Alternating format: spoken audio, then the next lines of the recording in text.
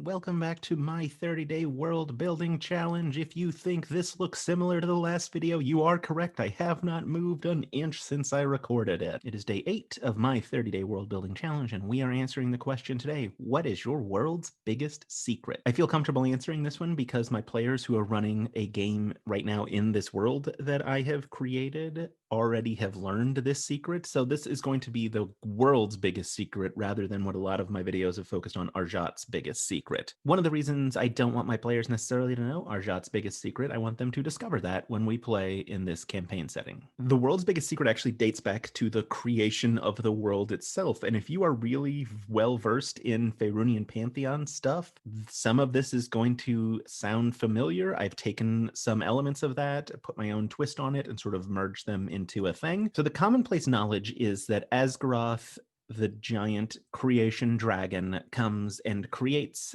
the outer planes, inner planes, and the material plane, along with Feywild and Shadowfell. She does this because she believes in balance. That's why we see in the outer planes evil and good planes. We see balance in the elemental planes. We see the Feywild and Shadowfell as the light and dark reflections of the material plane, so that there is a balance to the material plane itself. So she creates all of this. The thing that is not known to most people on the material plane is that Asgaroth had a brother, Falazar, or Null, this dragon of nothingness. So while Asgaroth is a goddess of life and death, that balance, Null is a god of anti-life and undeath. So his creations follow his will. They do not have a free will of their own, and they also do not require the necessary components for most living things of light, water, food, warmth, any of those things. His creations exist beyond the outer planes in the void. So while Asgaroth creates the various realms, the material plane, etc.,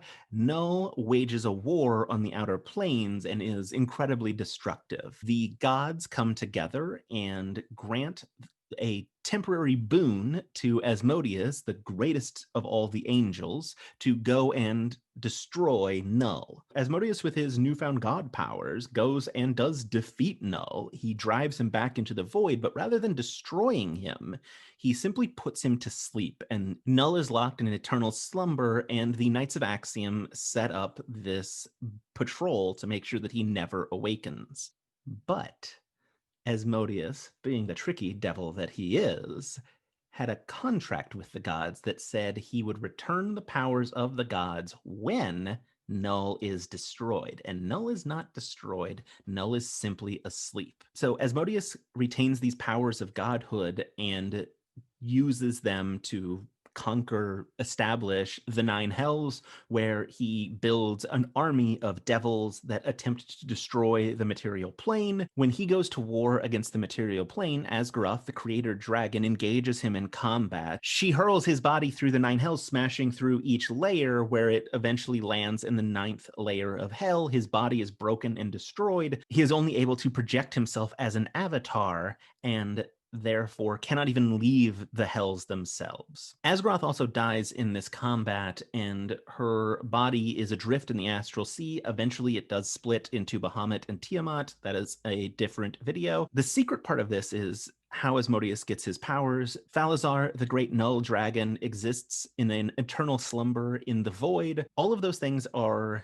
explicitly secret on the material plane, and there is a reason for this. Power from the gods is based off of worship. There was a fear among the gods that if people on the material plane worship Falazar, that it would reawaken him and they would be back at square one, that you would have this ravaging Null dragon destroying the outer planes. And so this knowledge is forbidden on the material plane. Now, there are places that you can learn this. In the Grand Pillar of Knowledge in the City of Brass on the Plane of Fire, you can learn about Falazar and the secret history of the creation of the universe. However, learning that information requires you sign off on a magical document that states that you will not discuss this outside of very specific areas. Basically, it's a, if you start worshiping or telling people about Falazar, the gods are going to smite you kind of deal.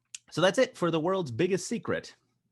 the creation of the world itself. Tomorrow, we're going to talk about the outer planes, the cosmology of our universe, how all of that works. Spoiler, it's a lot of Faerunian stuff that I have incorporated and changed up for my own purposes. But stay tuned for that.